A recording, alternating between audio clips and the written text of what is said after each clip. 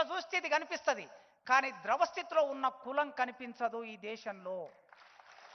ఈ ద్రవస్థితిలో ఉన్న కులం అందరికీ అర్థం కాదు, సామాన్యంగా మీకు అర్థమవుతుంది ముఖ్యమంత్రిగా.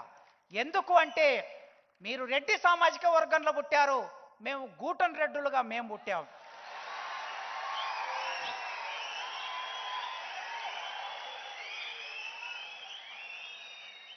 మీకు నాగలుంటే మీ నాగలికి తాళ్ళు వేనిచ్చాం, మీకు ఎద్దులుంటే మీ ఎద్దులకి మూవ గంటలు కట్టించాం, మీరు బండి నడపాలంటే మేము చెర్నకోల చేసి ఇచ్చాం, మీరు నడవాలంటే కాళ్ళకు చెప్పులు ఇచ్చాం. ఇట్లా మీ వ్యవసాయంతో మా జీవితం ముడిపడి ఉంది. ఇది ఉత్పత్తి క్రమంలో ఉన్న జీవితం.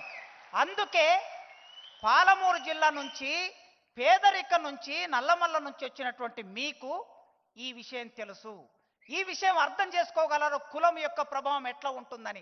అందుకే ఈ సమస్యలన్నీ అనుభవిస్తున్న మాకు మీరు కాస్త చొరవ చూపితే, మీరు అనుకుంటే కొంత మేరకైనా మేము ముందు వరుసలోకి రాగలుగుతాం. మా ఉద్యమంలో ఇప్పటి వరకు దాదాపు 12-13 మంది అమరులయ్యారన్న. ఆంధ్ర ప్రాంతంలో అమరులైన వాళ్ళు ఉన్నారు, తెలంగాణ ప్రాంతంలో అమరులైన వాళ్ళు ఉన్నారు. పాపం ఆ కుటుంబాలు రోడ్డు మీద పడి ఉన్నాయి. ఆ అమరుల జీవితాలు హాస్పిటల్లో తల్లిదండ్రులు పడి ఉన్నారు. వాళ్ళని సాదుకోవలసిన బిడ్డలు చనిపోయారు ఉద్యమం కోసం. ఆ ఉద్యమంలో వాళ్ళు చేసిన పోరాటం వలన ఇవాళ మేము ఫలితం అనుభవిస్తున్నాం. 5 మందో 6 మందో ఉంటారన్న. దామోదరం గారు లేదా మా అడ్లూరు లక్ష్మణ ఒక లిస్ట్ ఇస్తారు, దయచేసి ఆ కుటుంబానికి, ఒక్క కుటుంబానికి ఒక ఉద్యోగం ఇవ్వండి, మీరు కట్టించే డబుల్ బెడ్రూమ్లో ఒక ఇల్లు ఇవ్వండి. మేమేం పెద్ద కోరికలు కాదు, ఇది ఒక చిన్న కోరిక. ఆ కుటుంబాలు తలుసుకుంటా ఈ ఉద్యమం వలన. దానితో చిట్ట చివరి మాట చెప్పి నేను ముగిస్తా.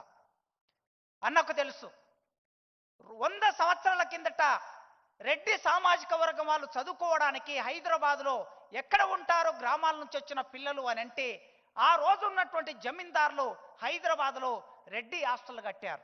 వాళ్ళు వచ్చి హాస్టల్లో ఉండి నిజాం కాలేజీలో చదువుకున్నారు. ఆ తర్వాత బ్రాహ్మణులు వచ్చారు, బ్రాహ్మణ హాస్టల్ కట్టుకున్నారు. రెడ్డి హాస్టల్ హ్యాబిట్స్ కాచిగూడకు దగ్గరగా ఉంటుంది. తర్వాత వెలమలు వచ్చారు, వెలమల హాస్టల్ కట్టుకున్నారు కాచిగూడలో. తర్వాత గౌడ్లు వచ్చారు, గౌడ హాస్టల్ కట్టుకున్నారు కాచిగూడలో. ఆ తర్వాత పద్మశాలీలు వచ్చారు, పద్మశాలి హాస్టల్ కట్టుకున్నారు కాచిగూడలో.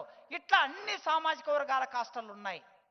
పివి నరసింహారావు గారు ముఖ్యమంత్రిగా ఉన్న రోజుల్లో కాచిగూడ నింబోలి అడ్డలో దళితులకి ఒక హాస్టల్ కట్టించారు. ఆ హాస్టల్ కట్టించి ఇప్పటికీ 50 ఏళ్ళు అయింది. అది శిథిలావస్థలో ఉన్నది.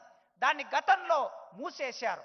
మీరు అనుకుంటే అక్కడ హాస్టల్ నిర్మాణం చేస్తే, నేను అక్కడ చదువుకొని హాస్టల్ చదువుకొని వచ్చాను.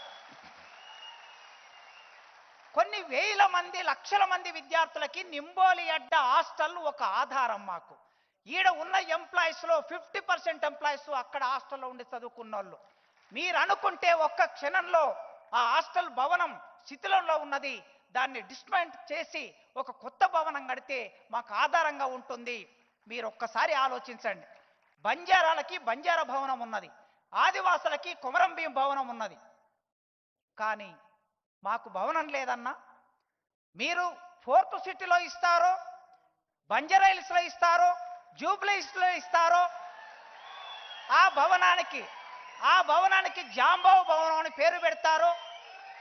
ఎప్పుడైనా మీరు మొన్న బంజారా భవన్కి వచ్చారు, సేవలాల్ మహారాజ్ జయంతికి. ఫస్ట్ టైం నేను అక్కడికి వచ్చాను. చాలా అద్భుతంగా ఉంది భవనం. మరి రేపు ఇవాళ మేము ఈ మీటింగ్ పెట్టుకోవడానికి ఇక్కడికి వచ్చి దీనికి ఒక 2-3 లక్షలు పే చేసి ఇక్కడ మీటింగ్ పెట్టుకుంటున్నాం. ఒకవేళ మాకంటూ ఒక జాంబావు భవనం ఉంటే అప్పుడు మా మీటింగ్ అక్కడ ఆ భవనంలో జరుగుతుంది.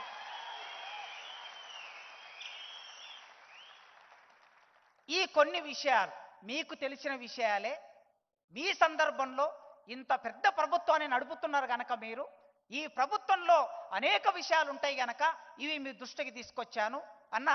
చాలా వేదికల్లో కాసిం గారు చదువుకున్నారు, ప్రొఫెసర్ అయ్యారు, ఆయనకు భూమి ఉందో లేదో నాకు తెలియదు అన్నారు సార్. ఇప్పుడు చెప్తున్నా, మా తాతకి నిజాం ప్రభుత్వం కాలంలో 3 ఎకరాల భూమి ఇచ్చారు, రాళ్ళు రప్పలు గుట్టలు. అది అసైన్ ల్యాండ్ అని మా నాన్న పేరు విన పట్టా అయింది. కానీ గత 10-15 సంవత్సరాలుగా మాకు ప్రభుత్వాలు ఇచ్చిన మాన్యం భూములు, అసైన్డ్ భూములని రకరకాల పేర్ల మీద లాగేసుకొని మా గ్రామంలో రైతు వేదిక కట్టాలంటే మాల మాదిగోళ్ళ భూములు